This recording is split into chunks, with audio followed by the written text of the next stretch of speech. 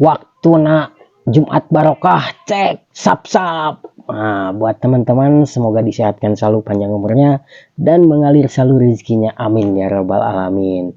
Di Jumat berkah ini nggak cuman kita berbagi atau beramal, tapi kita pun harus menjadi orang-orang yang soleh.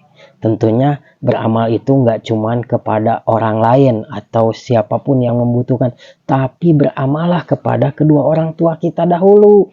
Karena kedua orang tua kita yang selalu mendoakan kita, membesarkan kita, mendidik kita, itu yang paling utama. Bahagiakan dulu orang tua, di pagi hari selalu bersedekah terus buat orang tua, buat kedua orang tua kita bahagia. Alhamdulillah, itu suatu kebahagiaan buat semua orang tua ketika anak-anaknya selalu mendoakan, selalu memberikan sedekah dengan kebahagiaan.